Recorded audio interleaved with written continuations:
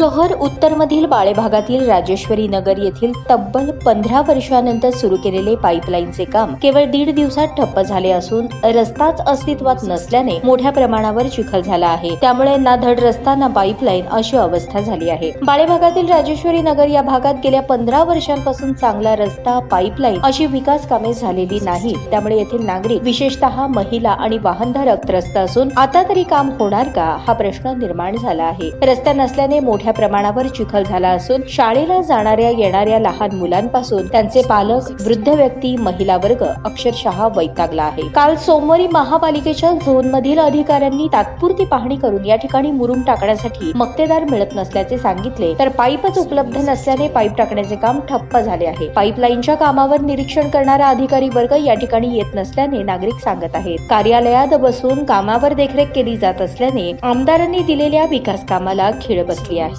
लोकसभा निवडणुकीच्या आधी उद्घाटन आणि बोर्ड लावून सुरू केलेले काम केवळ 1.5 दिवसात ठप्प झाल्याने नागरिक मोठ्या प्रमाणावर नाराज झाले आहेत। स्थानिक माजी नगरसेवकांनी सुद्धा या ठिकाणी काम केले नसल्याने आता आमचा वाली कोण याची चर्चा नागरिकांमध्ये आहे। स्थानिक माजी नगरसेवक, विद्यमान आमदार विजयकुमार देशमुख, संबंधित खात्याचे अधिकारी आणि झोन अधिकारी यांनी तात्काळ लक्ष देऊन कामास गती द्यावी अशी मागणी स्थानिकांमधून होत आहे।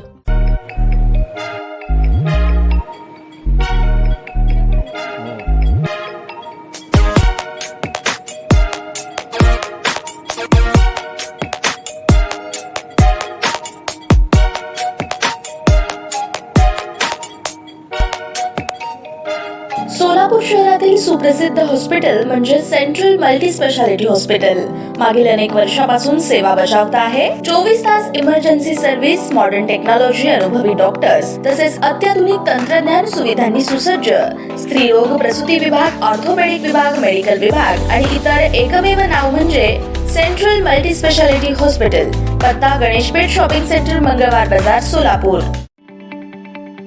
ताज्या बातम्या पाहण्यासाठी प्राईम महाराष्ट्र न्यूज चॅनलला सबस्क्राईब करा।